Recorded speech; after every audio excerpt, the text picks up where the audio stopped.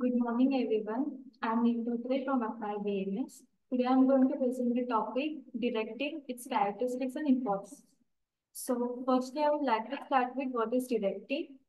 So, directing is the process of instructing, guiding, counseling, leading, and the subordinate to achieve the common goal. So, basically, directing हा एक process आहे जेणेकरून एक Superior त्याच्या सबऑर्डिनेट्सला instruct करतो, guide करतो आणि डिरेक्ट करतो.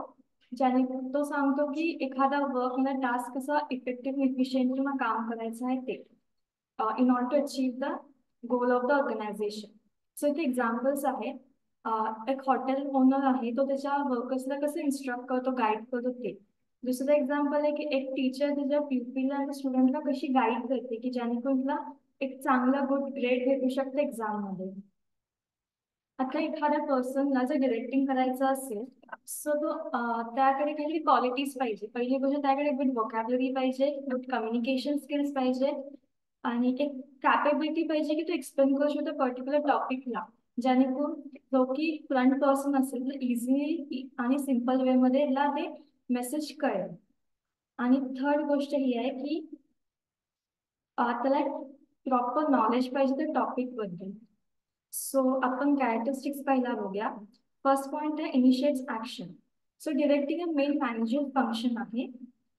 म्हणजे एखादा मॅनेजर जो आहे त्याला अदर फंक्शन्स पण परफॉर्म करायला लागतात जसे की प्लॅनिंग आहे, कंट्रोलिंग, स्टाफिंग, डिरेक्टिंग. म्हणजे डिरेक्टिंग सोबत सिलेक्ट कधी करावं असं नाही आहे की फक्त नुसतं फंक्शन्स परफॉर्म करायचं आहे. ईच फंक्शन मधलं डिरेक्टिंग हे ऍड ऑन करावं लागतं.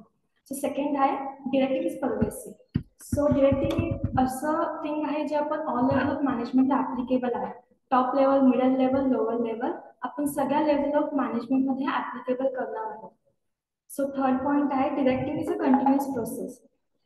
म्हणजे ही डिरेक्टिंग अशी प्रोसेस आहे ती थ्रू आउट द ऑर्गनायझेशन जी लाईफ आहे लाईफस्टाईल आहे तिथे ती टेक प्लेस करणार आहे. ही never ending process. Point read कर व्यवस्थित and then explain.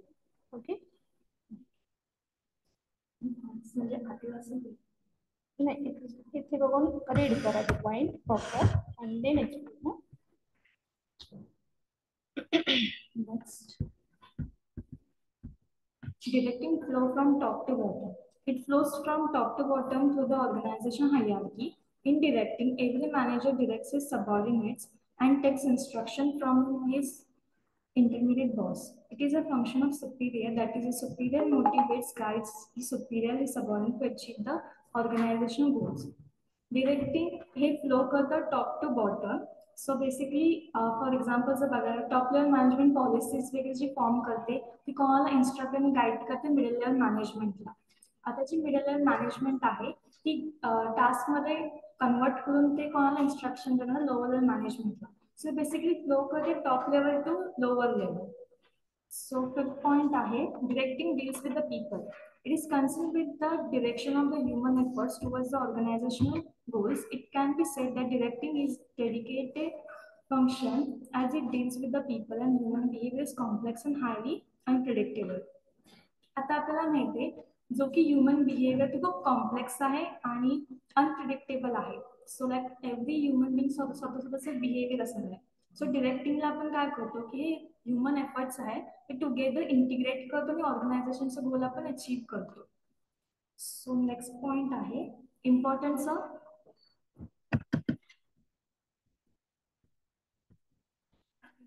Of directing. So first point is directing initiates action. It is concerned with the direction of the human efforts towards organizational goal. It can be it helps the manager to supervise, communicate, lead and guide, motivate the subordinates to achieve the goal. म्हणजे हे काय करतं की एखादा manager help करतो की supervise करायला, communicate करायला, लीड करायला, गाईड करायला जेणेकरून जे सबऑर्डिनेट्स आहेत इफेक्टिव्हली आणि इफिशियंटली अचीव करू शकतात त्यांचे गोल्स. सेकंड आहे directing leads to the integrated group activity. The organizational objective can be achieved only when individual efforts are integrated. Directing integrates employees' efforts in such a way that every individual efforts contribute to the organization performance.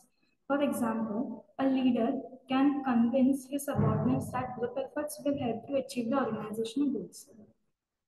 म्हणजे directing जे आहे ते काय करते, group activity आहे.